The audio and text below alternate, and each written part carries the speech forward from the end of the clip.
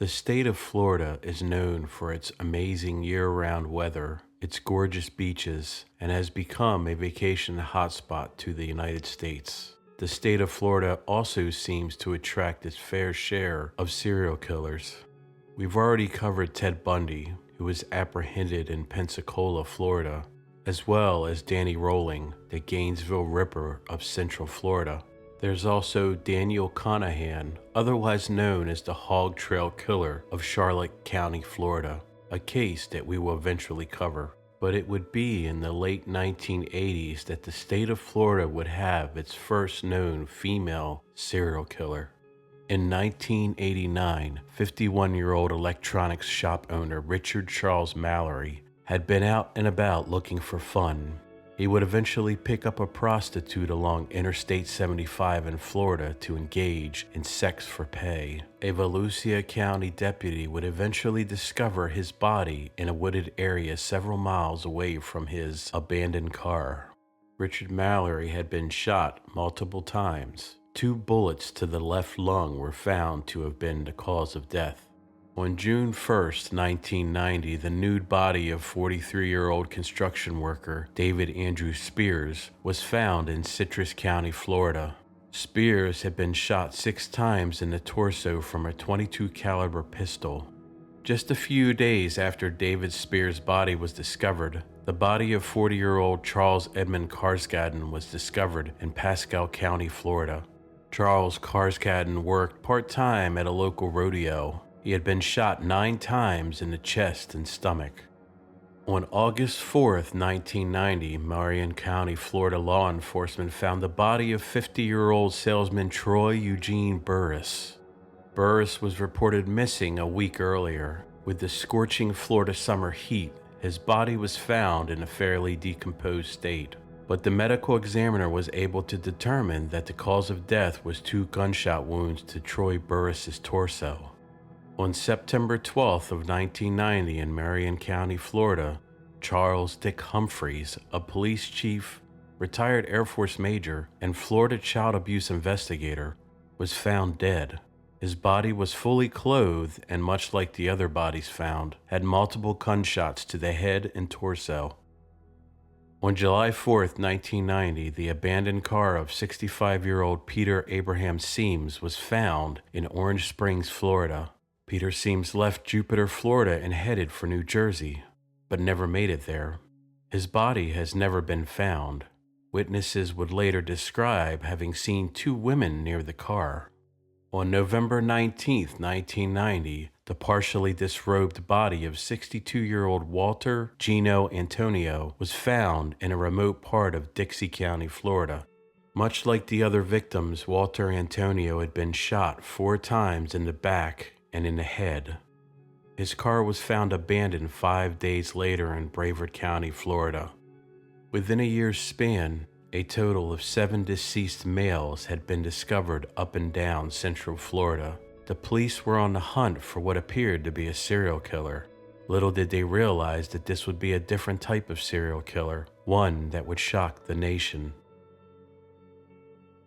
Aileen Wuornos was born Aileen Carol Pittman on February 29, 1956, in Rochester, Michigan. Her mother, Diane Wuornos, was 14 years old when she married 18-year-old Leo Dale Pittman. After less than 2 years of marriage and 2 months before Aileen was born, Diane filed for divorce. She gave birth to Aileen when she was 16 years old. Wuornos never met her father, Leo Dale Pittman, who was diagnosed with schizophrenia and was sentenced to life imprisonment for kidnapping and sexually assaulting a 7-year-old girl. Pittman later committed suicide by hanging on January 30th, 1969.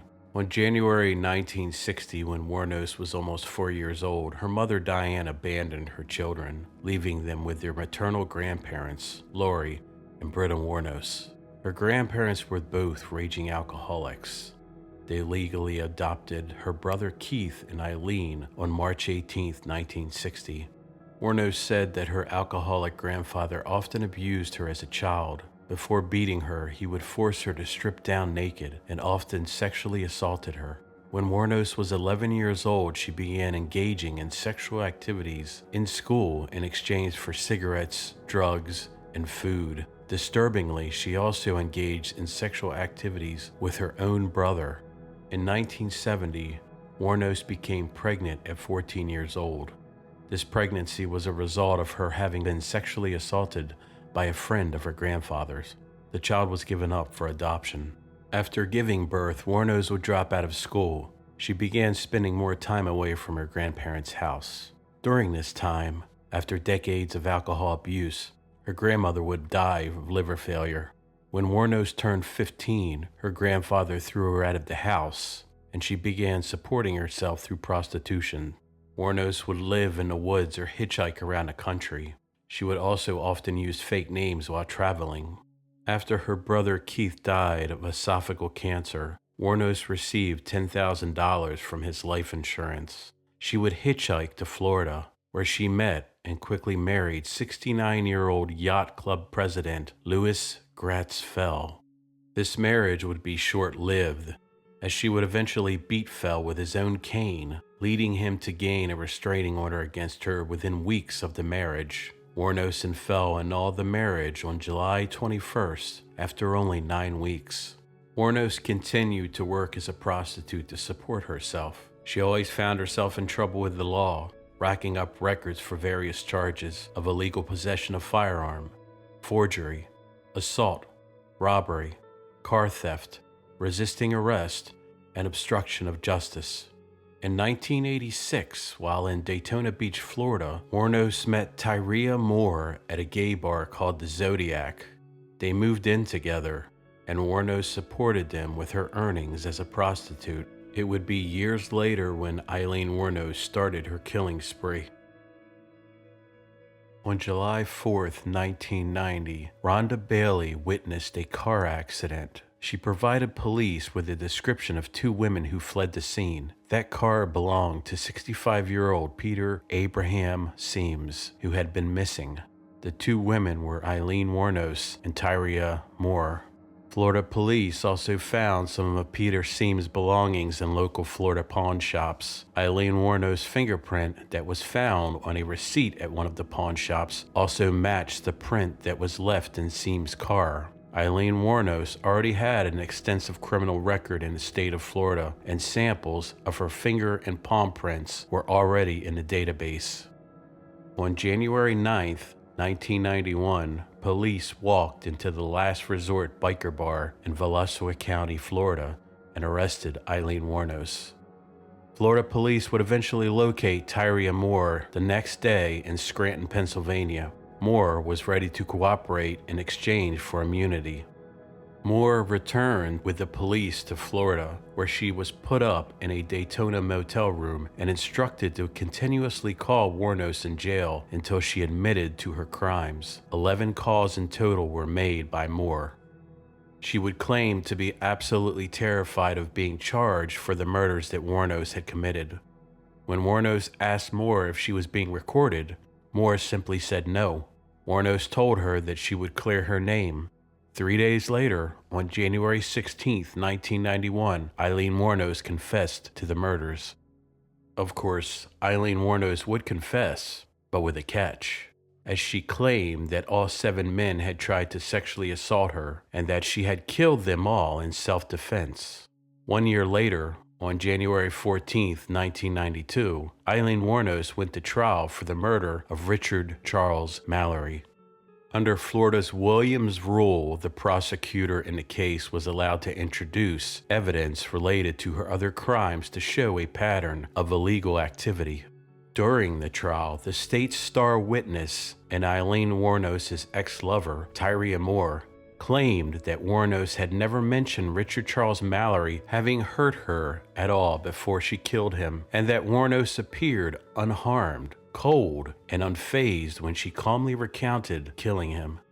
On January 27, 1992, Aileen Wuornos was convicted of Mallory's murder with help from Tyria Moore's testimony. After her sentencing, in an attempt to save her life, psychiatrists from her defense team testified that Wuornos was diagnosed with borderline personality disorder and antisocial personality disorder. 4 days later, the state of Florida sentenced Aileen Wuornos to death. The aftermath was a complete circus. Aileen Wuornos tried to appeal her case to the U.S. Supreme Court, but was denied in 1996. Aileen Wuornos eventually pleaded no contest to the other murders. After her sentencing, she grew angry and spoke out in court.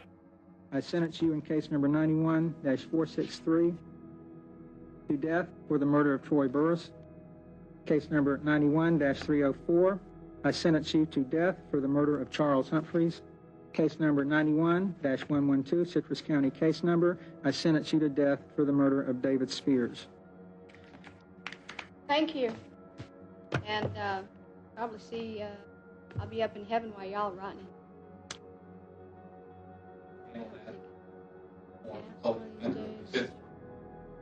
Okay, there will be an automatic appeal. You have the right to an appeal. Mr. Glazer, is that going to be handled by you or the Your public wife and defender? kids get I would ask that you would right appoint the in the public defender's ass. office. Okay, I'll appoint the public defender's office to handle the appeal. There's one other thing that I want to say that I think needs to be said. I know I was you weren't nothing but a bunch of scum. Therefore, these proceedings are now Putting completed. somebody who was Guys, please, death, court will be fucking adjourned. motherfucker.